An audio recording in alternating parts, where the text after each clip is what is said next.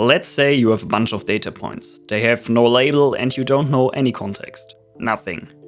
What is there left to say about the data? Well, likely you noticed how many points there are approximately, which is admittedly a rather boring insight.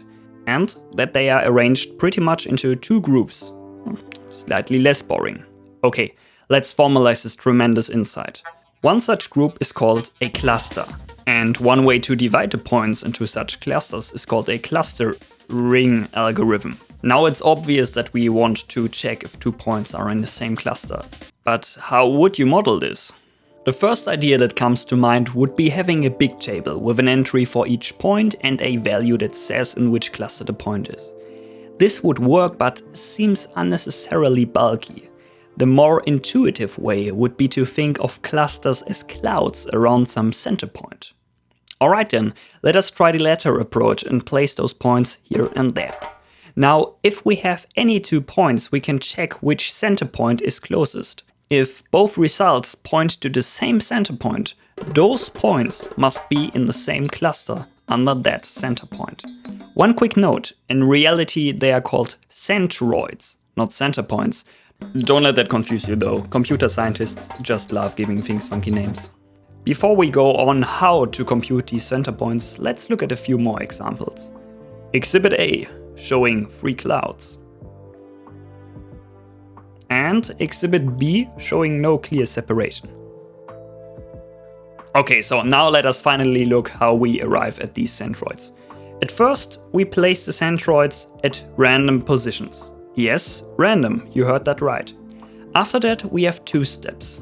First, we go through all data points and compute the closest centroid.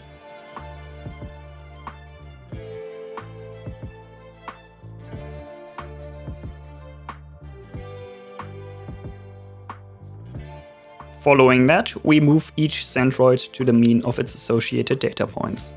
We now just repeat these 2 steps until nothing changes anymore.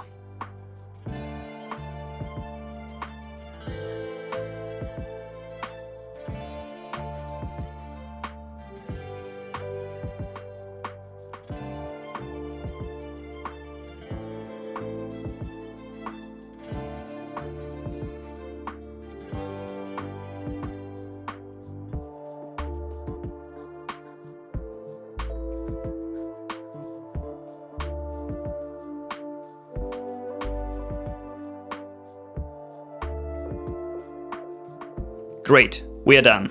K-means really seems like a cool method. However, as with most things in life, it also has its downsides. First of all, the result depends on where the centroids were placed at the start, which may lead to unfortunate situations where all data points are being related to one centroid, although a more sensible classification would be possible. The solution? We simply let it run multiple times and take the best. However, simply doesn't really do it justice, as the problem is very hard to solve exactly, requiring us to use a heuristic. Second issue, we don't know how many k centroids we should use. The solution? We try different values for k and take the best. An approach to this is the elbow method. When you expand the number of clusters, you can plot a graph to reveal how much more variance each new cluster would explain. Now we just choose the k value, after which the amount of variance explained per additional k becomes very low.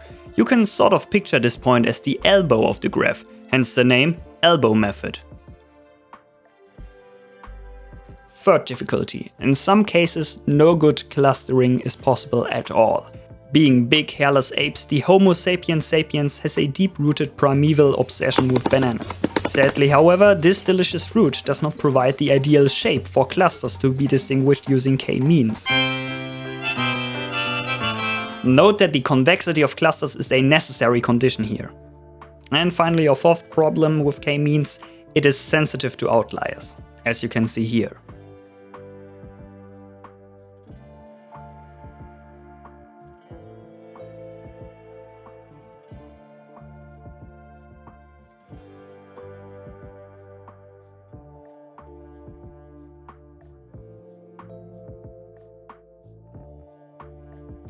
Alright, that's it for today. Thank you very much for watching. If this video was helpful for you, subscribe as we are just getting started and you really don't want to miss the goodies we've lined up next. Also, it would be super nice of you if you shared this channel with classmates who may enjoy it as well. That said, see you next time and don't forget to look left and right before crossing the road.